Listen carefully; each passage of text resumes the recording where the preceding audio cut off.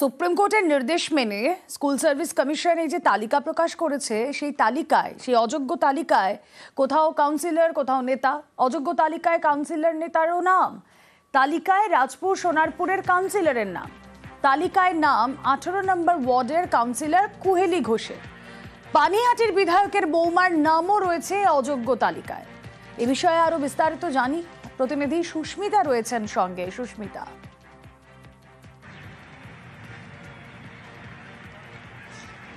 দেখো, গতকাল সুপ্রিম নির্দেশের পর এসএসসির তরফ থেকে যে তালিকা প্রকাশ করা হয়েছে, তালিকা প্রকাশের পরেই দেখা গিয়েছে একাধিক নাম, সেটি কোথাও তৃণমূলের জেলা সভাপতি বা জেলা পরিষদের প্রাক্তন সভাপতি, কিংবা কোথাও তৃণমূল ঘনিষ্ঠ নেতা, কিংবা কোথাও খোদ কাউন্সিলরের নামই।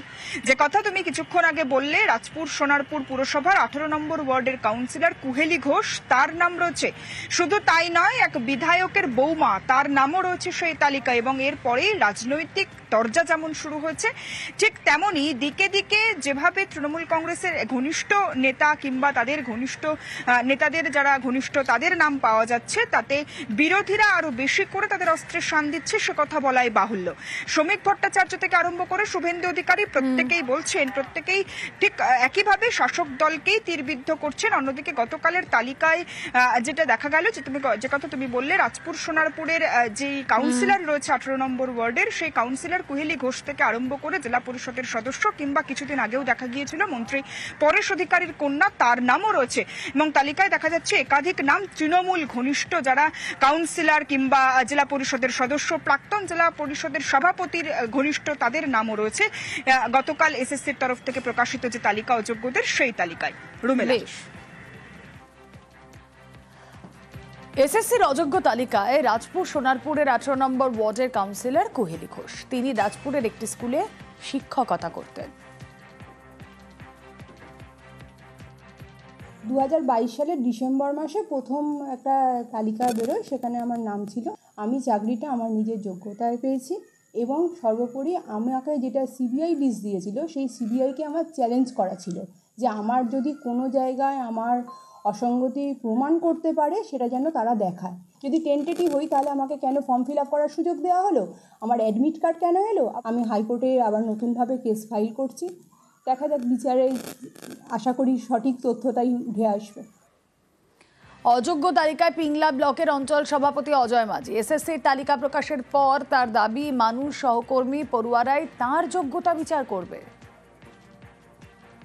আমি নিজের শিক্ষকতার জীবনে মাপকাঠিতে আমি কোন রকম অযোগ্য নই।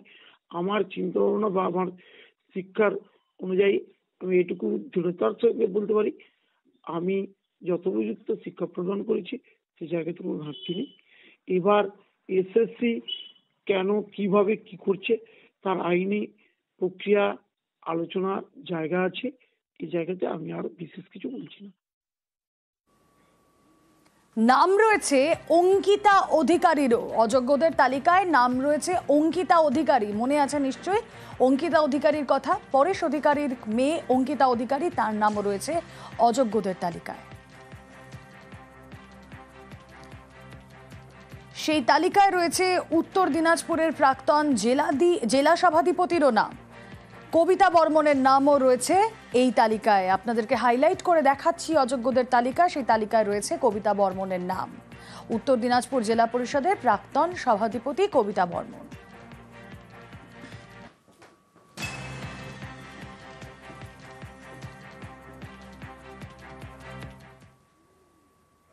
স্কুল আছে, শিক্ষকও আছেন, পড়ুয়া মাত্র 2 জন।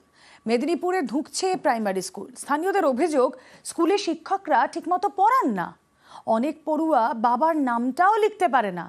তাই 2020 থেকে এই স্কুলে একজন পড়ুয়াও ভর্তি হয়নি।